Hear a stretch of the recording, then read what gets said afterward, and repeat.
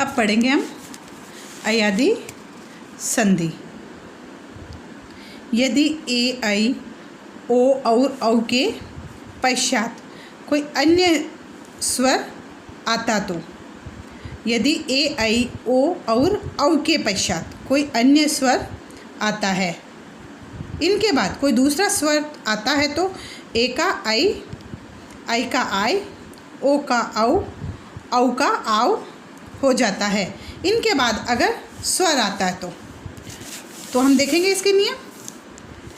ए plus ए,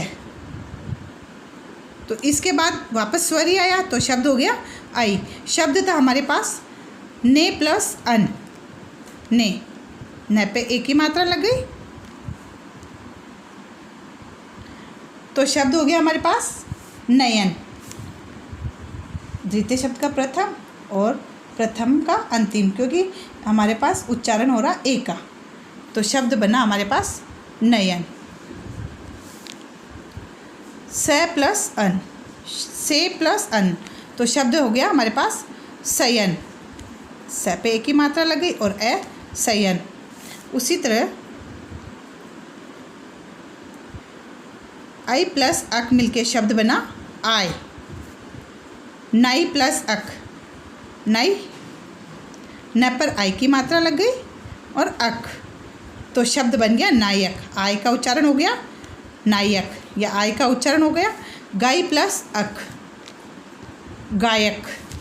तो यहाँ पर आई का उच्चारण हुआ गायक। आगे देखते हैं आई प्लस ई, दोनों स्वर हैं, ये मिलके शब्द बनाया इन्होंने आई।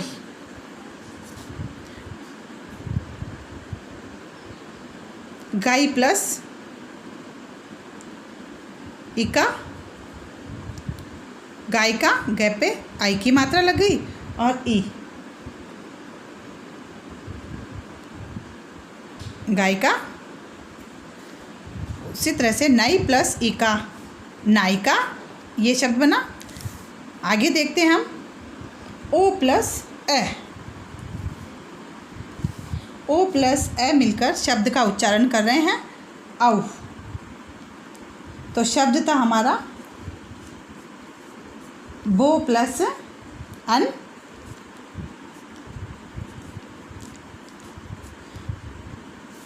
ओ, भय पे ओ का उच्चारण हो रहा और ए की जगह ए का उच्चारण हो रहा, तो शब्द बना भवन।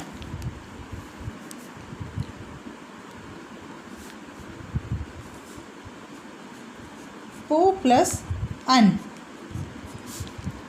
तो शब्द बना पवन। ओ का उच्चारण और ए का उच्चारण, तो शब्द बन गया औ, क्योंकि पै का जब हम उच्चारण करते तो ए की ध्वनि निकलती है, पै ए निकलता है, तो यहाँ शब्द बन गया पवन। उसी तरह औ प्लस ए मिलकर आव शब्द बना रहे।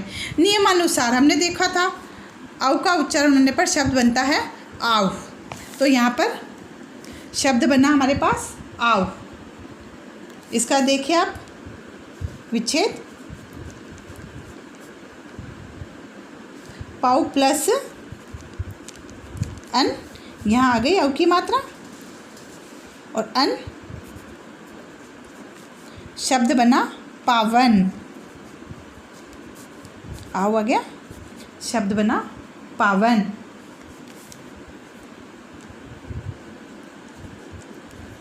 पाव प्लस अक, तो शब्द बना इसका पावक। औ और ए मिलकर शब्द बना रहे अब, पावक। औ प्लस ई मिलकर शब्द बना ई, आवी, आवी। तो इन दोनों को मिलाने पर उच्चारण होता है आवी। इसका वर्ण विच्छेद देखिए, नौ प्लस इक, इसका शब्द संधि शब्द बना नाविक।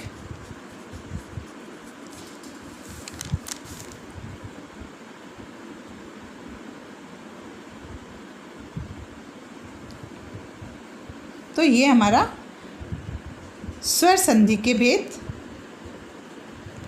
पूरे हुए। अब हम पढ़ेंगे अगला व्यंजन संधि। व्यंजन संधि में आप देखिए क्या है, पहले आप ये देख लीजिएगा। जगत प्लस ईश, यहाँ हमने तय के नीचे हलंत लगा दिया कि हमने इसको स्वर रहित कर दिया। तो इसके प्रथम शब्द के अंतिम वर्ण में व्यंजन का उच्चारण है और दूसरे शब्द के प्रथम वर्ण में स्वर का। तो जगत प्लस ईश मिलकर शब्द बना जगदीश। उसी तरह से भगवत प्लस गीता मिलकर शब्द बना भागवत गीता।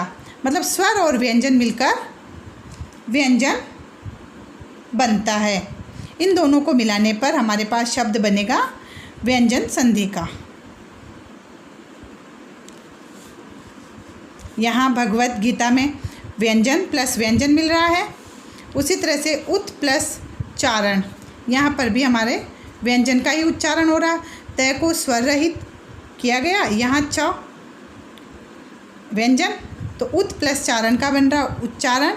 सम प्लस तोष संतोष। तो अब हम देखते हैं व्यंजन संधि के नियम। व्यंजन के साथ स्वर या व्यंजन का मेल होने पर, व्यंजन संधि के साथ स्वर या व्यंजन का मेल होने पर जो विकार या परिवर्तन हो उसे व्यंजन संधि कहते हैं। जब स्वर और व्यंजन का मेल होता है और इनके मेल से जो परिवर्तन होता है या उनमें जो विकार उत्पन्न होता है उसे हम व्यंजन संधि कहते हैं। अब देखते हैं इसके नियम। वर्ग के प्रथम वर्ण का तृतीय वर्ण में परिवर्तन होना, मतलब कि व्यंजन के प्रथम वर्ण का, व्यंजन में जो प्रथम वर्ण होता है उसका तीसरे वर्ण में परिवर्तन होना।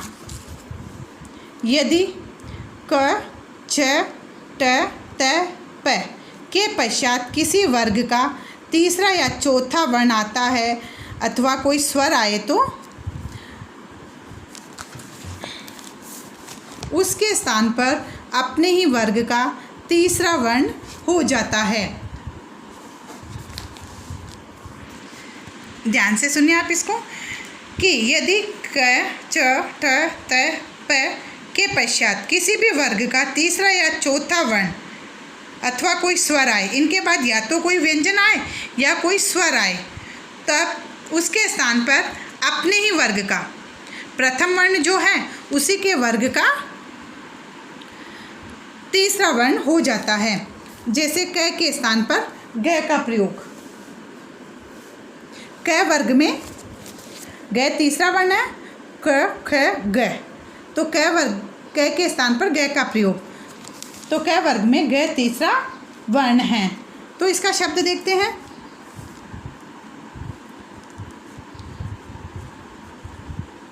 दिक् प्लस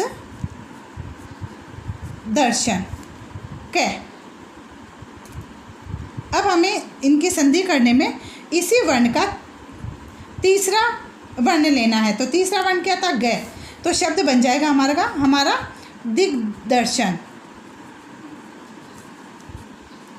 दिग्दर्शन।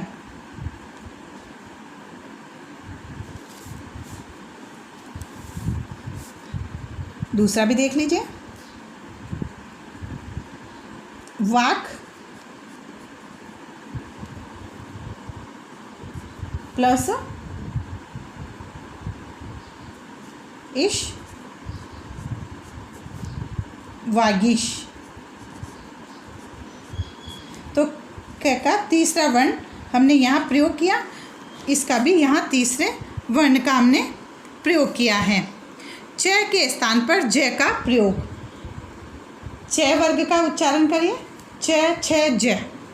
तो ये ज आता हमारे पास तीसरा वर्ण, तो इसकी जगह हमने इसको लाना है, इसका प्रयोग करना है। अच प्लस अंत।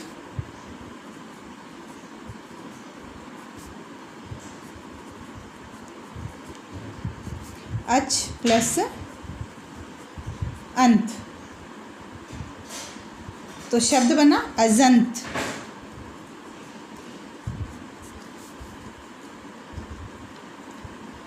अच प्लस आदि,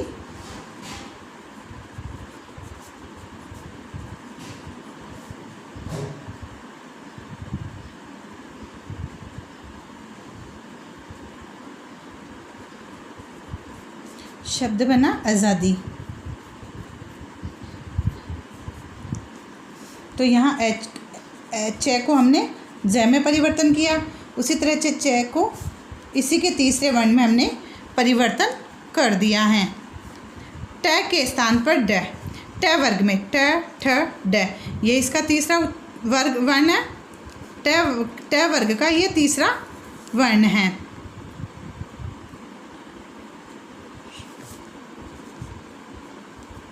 षट प्लस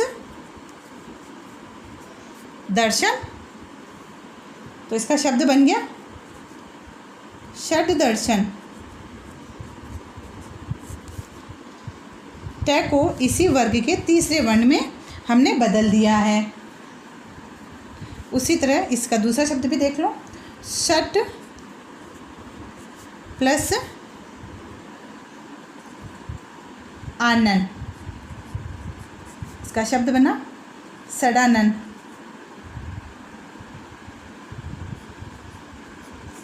ट को हमने इसी वर्ग के तीसरे वर्ण में परिवर्तन कर दिया है। उसी तरह त के स्थान पर द का प्रयोग, त वर्ग में तीसरा वर्ण द है, त थ द, तो जगत प्लस ईश, इसका शब्द बना जगदीश।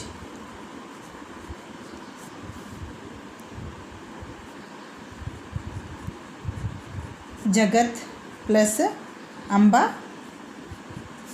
शब्द बना जगदम्बा। तो हमने त को इसी वर्ग के तीसरे वर्ण में परिवर्तन कर दिया था।